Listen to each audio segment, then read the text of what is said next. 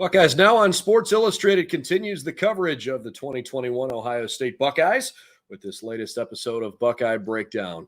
Along with Brett Hiltbrand, I'm Brendan Gulick, and the Buckeyes just wrapped up practice number 8. And I guess it was media viewing session number 4 here at the beginning of camp. A couple of nice instances early in camp, Brett, for the media to watch. Unfortunately, there's only one of those left on the schedule the rest of the way, and so we will continue to talk with players and coaches post-practice.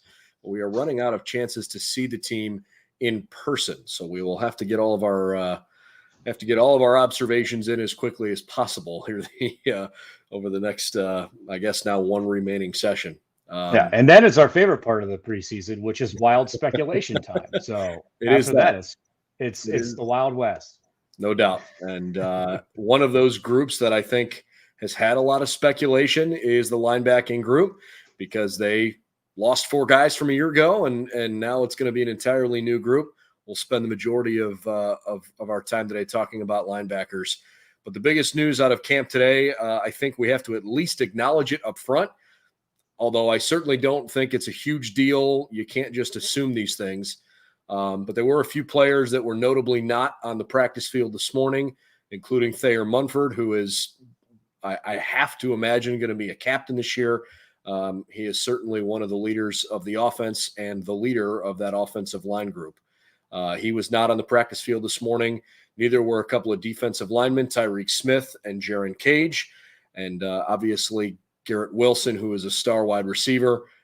Garrett was working sort of off on an adjacent practice field, working with a couple of guys who are battling some injuries.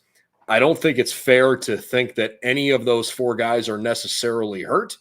Ryan Day even used the words pitch count, I think, at one point within the last week or so to essentially, talk to the point that, look, we're trying to manage the load of some of these guys. They're putting pads on. They're finally hitting again. The idea is not to beat each other up and get unhealthy while trying to toughen everybody up and get ready for the opener. So I don't think we need to read too deep into it, but a couple of notable names that were not at practice today. It's also like 90 some degrees in Columbus right now, and the humidity has to be pretty high as well. So I think that is a factor for sure. I kind of think I think this is another byproduct of not getting to watch the team practice a lot, and that you kind of, we just jump into, those initial observations. But at the same time, I don't think it's necessarily a stretch to ask the questions as to why, or even wonder out loud about, potential reasons, for some of these guys. But I think, especially with what we saw from the offensive line and how we talked about them, the last time we had the chance to chat. I think we talked about the O-line for almost 30 straight minutes, and then a handful of days later, Thayer Munford's not even in practice. So you have to kind of wonder a little bit. But all in all, I think what you said, in reference about what Ryan Day mentioned about pitch counts and kind of managing this, I do think. And I think that's something that's in the forefront of a lot of college football coaches now, and certainly is a much more recent trend than certainly in years past and decades past. That, like, this is something that you actually have to be almost at the forefront in a lot of ways of what you are concerned with, especially in these kind of dog days of football camp. So the fact that that's even kind of a priority that or a priority and something that he feels comfortable mentioning to the media at large, I think in a lot of ways is a good thing, because that's something that they're taking into account when it comes to kind of the health and well-being of these players. I mean, just a handful of days ago, we saw a Virginia Union over in Richmond, a player passed out and passed away in the middle of practice. So I think this is something that when it comes to kind of managing, the health and well-being of these guys, especially in really hot conditions, when the coaches are making that an added emphasis and a higher priority, that's a good thing. There is also a sentiment now we're really in the dog days of camp. For sure. Haskell Garrett even kind of tweeted something to that effect of, I have no idea what day it is anymore. Sun up, sundown, play football, work out, go to team meetings, repeat. Shower, wake up, Yeah. go again. There's no class for these guys until the 24th. Obviously, the summer session of class ended pretty recently here. I think last weekend was graduation. So, the perfect time to have camp is when you can do all football all the time here for a handful of weeks. And then, you throw the academic component back into it coming up. So, obviously, it's a mental challenge as much as it is a physical challenge right now on these guys as they try to get ready for the year. And again, I don't want to make too much of it because Ohio State is really tight-lipped on player health and safety, and try to be respectful of that. And they're not going to answer questions about that anyways, even if they were asked. So notable that they weren't at practice. No idea, and not fair to speculate if they're injured or not, but hopefully everybody is in good shape, especially because Saturday is a big day, and Saturday is a day where the team's going to scrimmage, and I think we're going to really start to have some answers emerging for some of these position battles. I think there's a decent chance we may know next week who the starting quarterback's going to be. Might even be early next week. Could be late next week. Ryan Day, kind of referenced that perhaps it would be the end of next week, but I think coming out of Saturday's scrimmage, they'll probably have a pretty good idea of who that quarterback number one is going to be. But today we're talking linebackers because we got to talk to linebackers. We got to talk to Al Washington. So let's talk about some things that we don't have to speculate on because we were able to ask some questions and certainly heard some answers from some of these guys. Why don't we start with Al Washington? He was obviously the topic of a lot of conversation in the offseason around whether or not he was going to stay a Buckeye. Obviously thrilled that he is here, and now he's been in the program for 3 years. So a chance for these guys to hear similar messaging, and now this group of players that had struggled to find some playing time because of all the upperclassmen that were on the field. Now it's their time to shine, and I think the biggest thing I took away, Brett, is that they are one really hungry group. Completely, yeah. And also I think they are probably the group that needs maybe the most motivation coming into this camp and beyond, simply because of how much playing time is basically up for competition right now, right? If you think of the four guys that Ohio State lost at that position to the NFL, we're talking probably somewhere in the range of like 125 games, 140 games of experience between those four combined. That is now gone to the next level. And you have to then supplement that at a position where that has had a little bit of turnover. And if you actually think about kind of the position groups with Ohio State over the last 10 years, defensive coordinator is one of those spots where there has been a handful of regimes going back to Greg Schiano. Now you have Kerry Combs in there.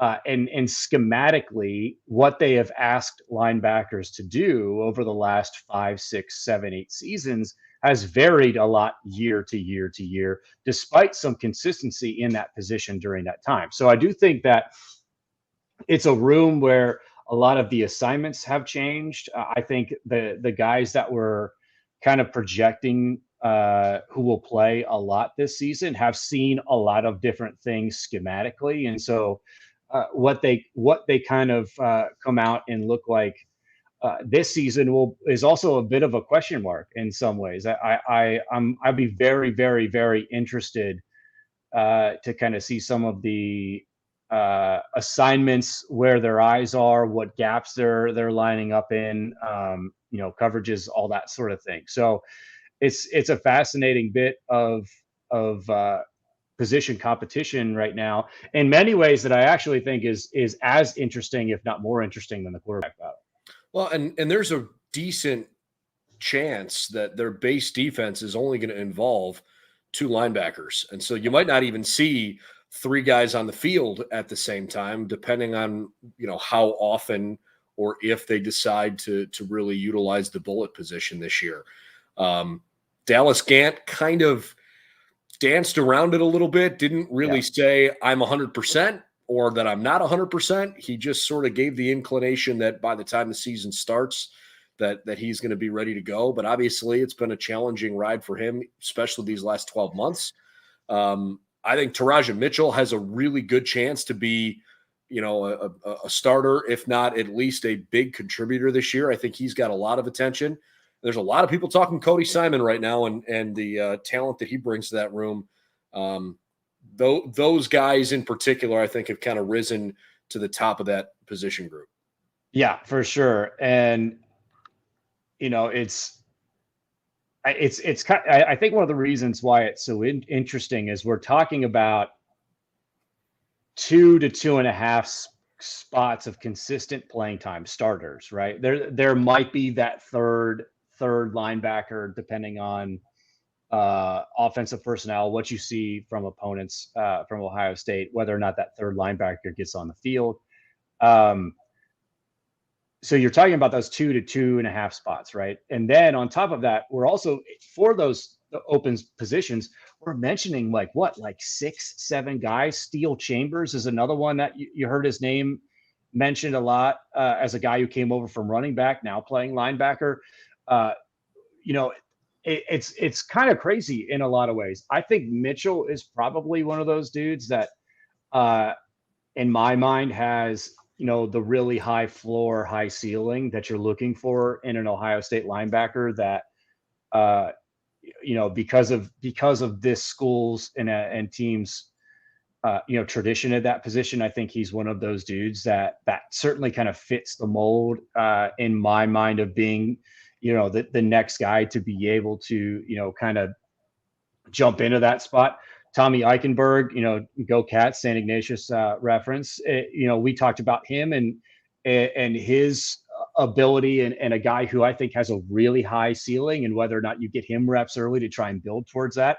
He's one of those dudes. It's going to be a fascinating couple of weeks to see how they kind of sort that out. And that scrimmage this weekend is probably where you are going to see the biggest, bit of evidence as to kind of who are the leaders in these spots.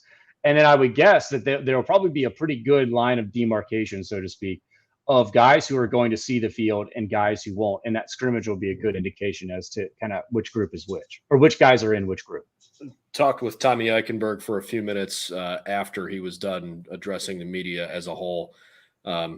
Certainly enjoyed following him, and as an Ignatius guy, I got to know him a little bit when he was even back in high school. Followed his older brother Liam, who had a fabulous career at Notre Dame and is still playing. It's just funny to watch Tommy in the sense that a lot of this NIL stuff, all of the big personality, building your brand, all that fluff. Tommy is none of it. This kid, he's very polite. He's a nice, likable guy. Every coach always brings his name up and talks about how hard he works and the respect that he's earned from his teammates. He just wants to play football. And it's just funny to watch him in a media setting where it's not his forte, and that's fine. But some of these guys are extremely willing to be open with the media and to talk at length about things. And he's just cut and dry and to the point. And let me go back out into the field and hit somebody. I mean, it's just funny to watch him. He just looks a little uncomfortable in the chair. But he's got a chance to be really, really good. And look, linebacker at Ohio State is a big deal historically. That's a position that has a lot of star power. A lot of people, think back generations of remembering watching their favorite linebackers of the past. And in a lot of ways, I think Tommy fits that mold. So I guess personally, I hope he gets the opportunity to go out and show that.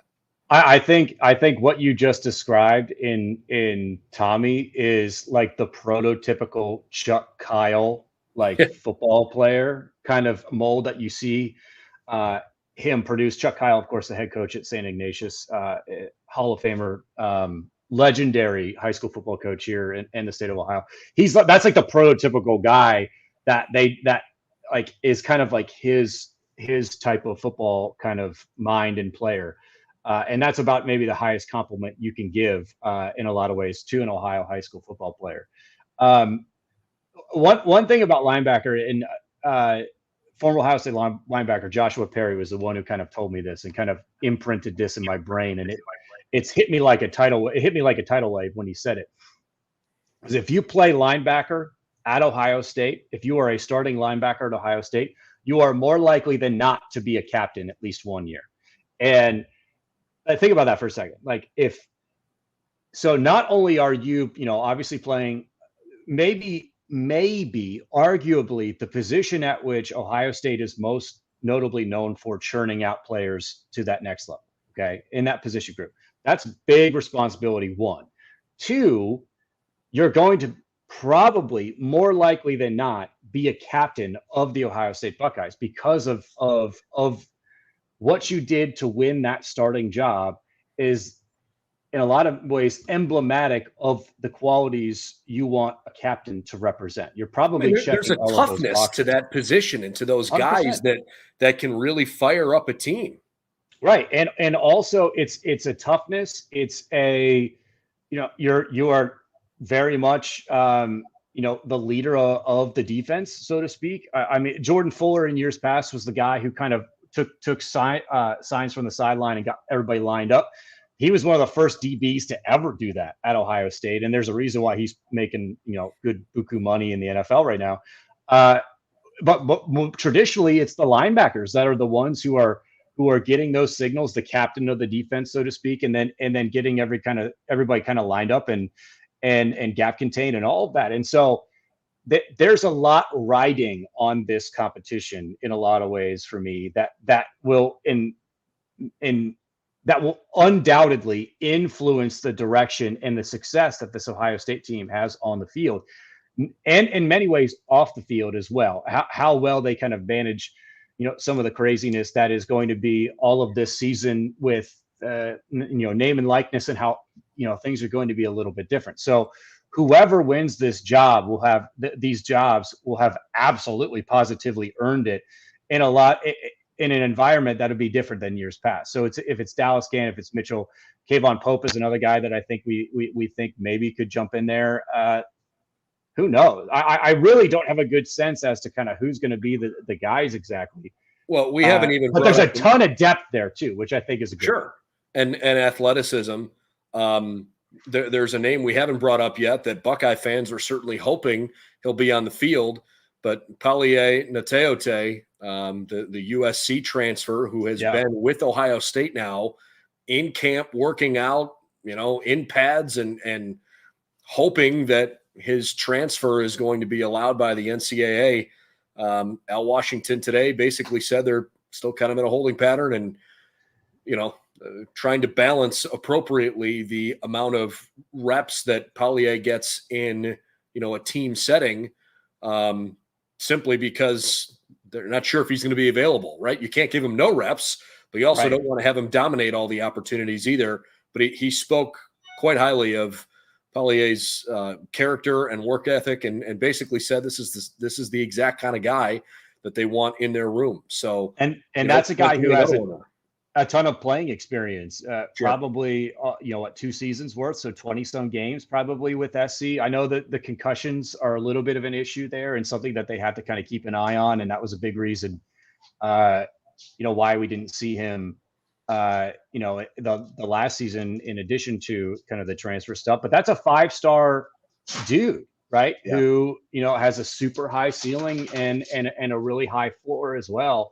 And so if he sees the field, you would probably have Buckeye fans would probably have extremely high expectations, for him. So there are a lot of guys here that we kind of think are going to have a pretty good shot. And maybe it's a linebacker by committee a little bit. I think I could see a scenario in which, Al Washington and Kerry Combs kind of dream up this kind of like personnel by personnel type groupings where like you might have like one constant linebacker and then other guys get on the field depending on what personnel you see your opponent trot out there. That requires your coaching staff to be really organized and everyone on the same page. We'll see if they do that. It's a fascinating couple months or a couple weeks here until this first game.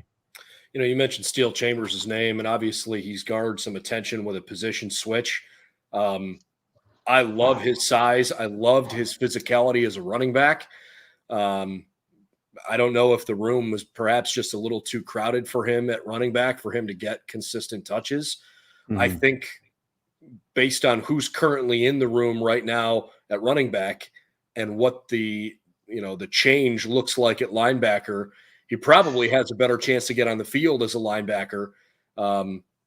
He was pretty open today as well, but I don't know. I hope he gets some opportunities. He's, like I said, he's an athletic, physical kid. I just wonder if he's a little bit behind the eight ball compared to a group that, may have 2-3 years worth of, constantly repping at that position. Not that he can't catch up, but I just wonder if it's going to be difficult for him to get on the field consistently as a linebacker right now. Yeah, I agree. I think in many ways, perhaps the only way you would see him get like consistent time is if he's next to two other guys who are, recruited to play linebacker. If he's next to those dudes, one, and two, there are other injuries that are keeping guys from that spot.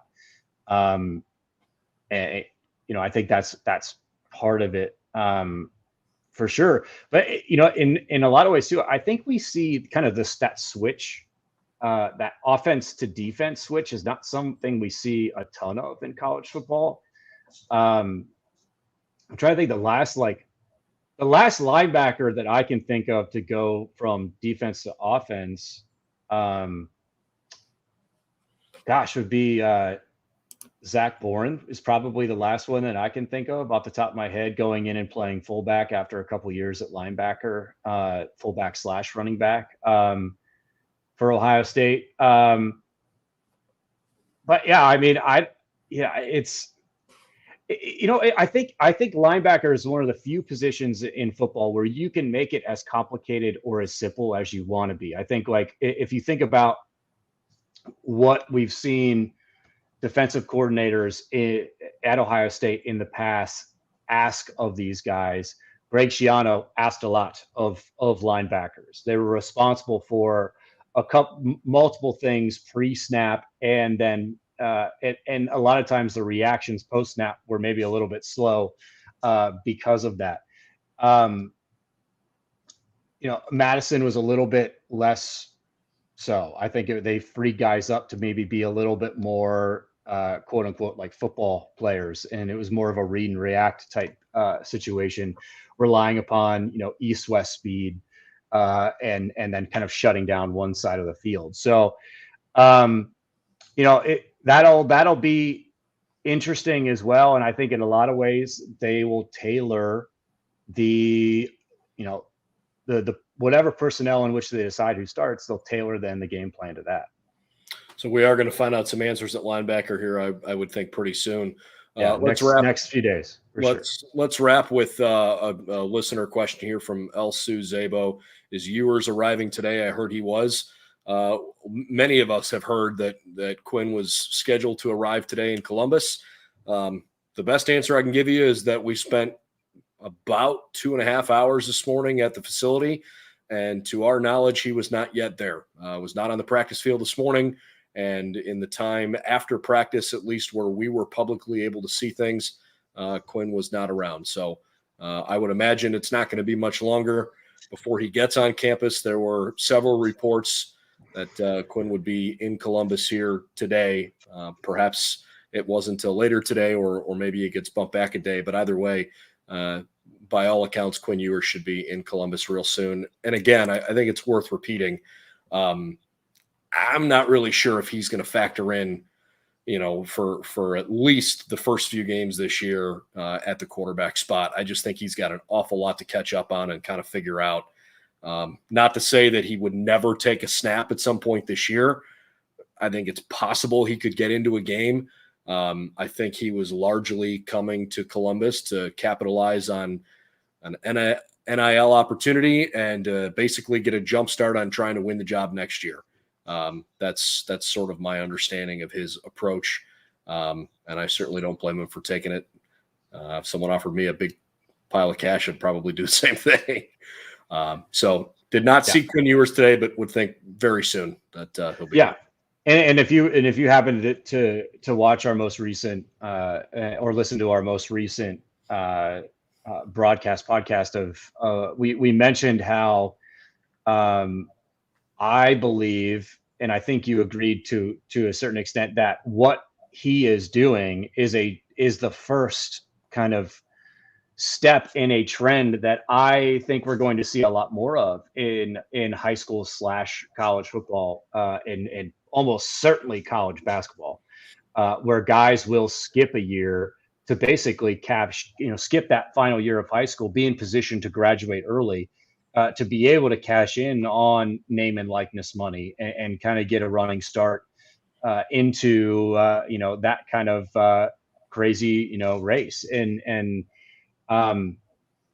that's our new reality here in covering college sports. I think that's and college recruiting especially. And so I think that's he's going to be maybe the first domino, so to speak, in what might be a long line of crazy fun and adventure over the next few years. Yeah, we can certainly spend some time looking back on it as they happen. I am more of the opinion that it's going to be more few and far between on a grand scale, but it's going to feel like a lot because it's going to be the highest recruited kids. It's going to feel like it's in front of you quite a bit. But actually, I just read something today from Open Doors that, and I wasn't ready to talk about this, so I don't have the numbers in front of me, but essentially the monetary value of college athletes that have already taken part of the NIL opportunities outside of the best, most notable football players is extremely minimal, the amount of money that they've made off of it. And yet all you hear is, hey, Alabama's quarterback's going to make $1 million. Hey, this kid's going to leave high school early because he can make $1 million. Hey, Miami's quarterback, Derek King, is already brought in $250,000, et cetera, et cetera. It's going to be at the forefront of the conversation because it's newsworthy, but I think it's going to be a little overblown at first. And I do think there will be kids come out of high school that want to capitalize on it. But hey, look, I'm just speaking from my personal experience and from schools that I have known and been around and followed closely. The opportunity to graduate early from high school hasn't been there, isn't really even a conceivable thing. And I think it's a heck of a lot easier to talk about a kid leaving college early than someone leaving high school early, because you got to fulfill your graduation 100%. Requirements. And that's the bigger monkey in this equation, I think. And we mentioned this too, that we both, I think, vehemently agree on this. We emphatically agree that there is also something to the kind of life aspect of going to school for that senior year of high school and the maturity and the maturing that people are able to do over the course of that time and what that might mean. And, for players and adjustments and all of that. And so I think it'll absolutely be a trend that we're going to see. It's not going to be a tidal wave for sure, just simply because it's not, I don't think the market is necessarily demanding that. And so, you're not going to fill, there isn't going to be this supply of a ton of high school kids because there isn't just a demand for them. But there will be the occasional guy who does it. And then when they do, it'll be big news across the landscape of college sports. So to put a bow on today, Taraja Mitchell said that that position group is hungry and tired of reading that they're the big question mark. And that they are very much eager to go out and prove that this is a group ready to go out and compete right now and try to win a national championship. Al Washington loves the competitive spirit within his guys. And even though the assumption is typically that when a big number of players out of a position group graduates or is drafted, that there is suddenly something lacking or wrong with the position group. Never have I gotten that sense from Al Washington that he's hesitant about this group simply because Pete Werner, Tuff Borland, Justin Hilliard, Baron Browning aren't here anymore. He certainly gives the impression that he's got a group that thinks they're ready to rock. And think about this, the final thought from this one, with what all Ohio State accomplished a season ago with a linebacking group that had a ton of experience. If you look at the analytics, especially the tackling numbers, the Ohio State defense, while having a pretty impressive pass rush, was not a great tackling team. And yet, on top of that, they did everything that they did a season ago. If you're able to get a couple of hungry guys in there who are flying around and almost foaming at the mouth to be out there on the field, I think that's good things for the Scarlet and Gray going forward. Well, they certainly have a heck of a defensive line that's going to do a great job, I think, against the run this year, and a group of linebackers that are ready to back them up nicely. So we'll continue our coverage along the way. Tomorrow is actually going to be more eventful than we thought, from the standpoint that there is media availability tomorrow instead of Saturday.